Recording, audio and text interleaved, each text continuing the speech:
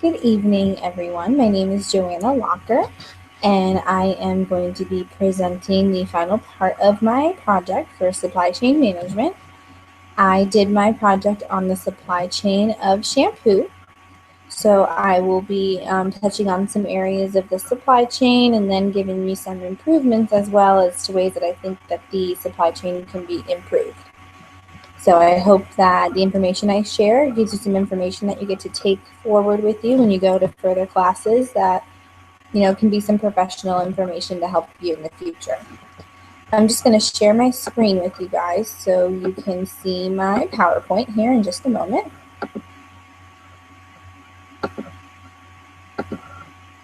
Okay, so during this presentation, I'm going to be covering the supply chain summary. I'm going to go over kind of the steps of the supply chain that I learned. One in particular, very common location that shampoo is made at, and some uncertainties in the supply chain that I've uncovered. Also going to be touching on some customer expectations. I found that to be a pretty interesting category with it being such a universal product and looking at the overall expectations of what customers are actually looking for. And then we are going to be talking about some suggested improvements, so make sure that you pay attention throughout the presentation because at the end you will have an active part in making some decisions for this company, and hopefully I'll be able to persuade you to move forward with my ideas. So first we're going to kind of go over the supply chain summary. So we're going to be going over the steps of the supply chain, which you can see listed here on the slide. So the first step being stability testing. After a shampoo formula is developed by a chemist, it's tested to ensure its qualities will minimally change over time.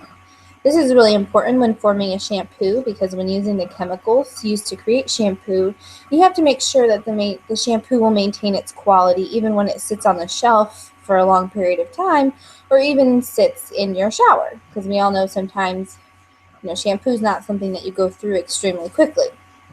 So during the stability testing, it's used to detect physical changes in color and odor and thickness. And it can also provide information about other changes, any contamination and performance differences, which is from Wilfred, 2008. Then you have compounding, which is frequently used when dealing with the production of a large-scale cosmetic product. And this is when all the ingredients are mixed together in a large stainless steel tank by workers known as compounders.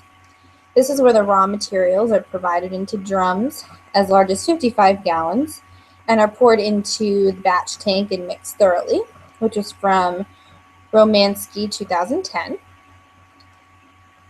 They do look at then the order and the temperatures that are determined during those times. The formulating chemist actually has the power to determine the quality of the shampoo at that time. And this is when high-end designer shampoos are separated from the basic shampoos. Some ingredients like water or the primary detergents are pumped and metered directly into the batch tank. And then a computer is used to control the temperature and the mixing speed of the machinery. And depending on the size and type of the shampoo, making a 3,000-gallon batch can take anywhere from about 1 to 4 hours. And then I'm going to go to the next slide just so you guys, while I'm going over the other steps, you guys can kind of see a visual of where we're at and how the supply chain is going to continue. So now we're on the quality control check. And once the batch is approved by the quality control department, it's pumped out of the main batch tank, where it can be stored until the filling lines are ready for the product. Then the shampoo goes from the holding tank into a filter, which is positioned on the filling line. And filling is then what happens after that, which usually takes place on a long conveyor belt. And empty bottles are put into a hopper, and the machine itself actually physically manipulates the bottles until they are upright and correctly placed. And sometimes you'll see workers helping that part of the step by pushing bottles in the right direction, making sure they're all upright. But they are then moved down the belt to the carousel, which holds the shampoo. And once the bottles are full, the bottles need to move to the capping machine where the caps are put on. And this also is sometimes done by workers as well, depending on the speed of the conveyor belt. The filling stage also includes labeling the bottles and sorting them into boxes for transportation. So typically, workers will then start boxing and closing up boxes as they become full. Then, of course, the shampoo is then transported to a warehouse distribution center where it stays until it is ordered by the retailers. And then once the product is ordered by the retailer, it is transported to the stores where it is then purchased by the consumer and transported home to you, which then is the final stage of the product, which is when it is used by us, the consumer. So I'm going to go ahead and go to the next slide. So now we're going to look at some uncertainties. There's many different types of shampoo. So, quality is something that within the making of the shampoo that can result in some uncertainty because of all the different types of shampoo. The amazing thing is that almost all the different types of shampoo are made very similarly. It's just the beginning formula that's different. So the shampoo, has to go through quite a process once it gets to the quality check to make sure that it is of the right quality that they are trying to produce. So it's very similar production, which I think can cause some uncertainty of that product. Overproduction, I think, is a huge issue that can happen in this supply chain. The way the machinery makes the shampoo makes it very difficult to specify how much of the product actually needs to be made. So regardless of how much you need, the same amount's going to get produced because of the machinery used. So you kind of can run into, producing more than you need, which can in turn then cause the company or the supply chain market some money over producing the same kinds of shampoo. So that can kind of result in maybe some overproduction to the retailers also, which could cause somewhat of a negative relationship with the retailer if you end up having to ship larger quantities than what they're demanding. So we'll go to the next slide. Customer expectations. Like I said, this was a fun category for me to learn about, so that's why I wanted to touch on this in the presentation here.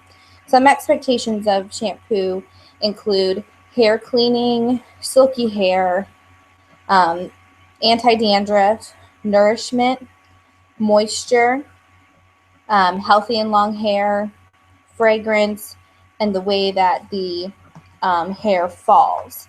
Now, after doing some research, it does appear that there are a few of those customer expectations that are the most popular, those being hair cleaning and silky hair, which I found was, pretty interesting. Hair cleaning seemed normal to me, that of course the consumer, is going to look for those things, but not necessarily, silky hair.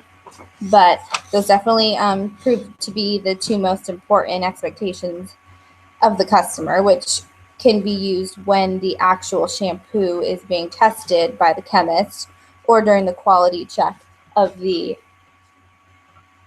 that step of the supply chain. And also then, chemists can actually test the shampoo on regular human hair, which could also make sure that the company is meeting those customer expectations. So now we're going to touch on some improvements that I've discovered during my research to possibly improve this supply chain. Like I said before, this is an active part of the presentation where you as the audience are hired to improve this supply chain, and it is my job to persuade you to make the changes that I feel are best fit. So it's your turn to kind of take into consideration the things that I'm going to talk about here for my improvements to make sure that I convince you that it makes sense. So some of the two most important suggested improvements that I was able to come up with. First and foremost, most important, I believe looking into investing in new equipment for those types of supply chains is going to be important. Like we spoke about before, one of the main uncertainties of the supply chain is going to be the quantity that's produced because of the type of machinery that is required. Like we said before, it was something like 3,000 gallons at a time is produced. So it's difficult to kind of manage your production versus on your demand if you have only machinery that can produce a certain quantity and that's it. Because in order to create the formula the right way, there has to be the same amount of ingredients for every single batch. So you can't just do half a batch. You have to do everything at once. So I think that it would be very beneficial for those supply chains to look into investing in new equipment. And of course, with new equipment comes an extreme investment. But when you look at the money that you can save from overproduction or items that aren't moving on the shelf as quickly, it really goes into an area where you could improve and definitely save some money after you've done that initial investment. I also think that some documented quality checks could be important and something that would improve the supply chain, especially because a lot of the supply chain is happening in one location. So sometimes I feel that when it's in one location like that, it can be losing some of its quality checks because it's not going from one hand to the next. So maybe after certain steps, maybe before it's capped, before it is labeled, there could be documented accountability sheets for each department or each, compounder, or each worker section that actually shows that they've documented and checked, that the bottles were filled properly, that the labels were on straighter, that the caps were on tight, just things that could be documented and people could actually be accountable for, that could in turn save a whole loss of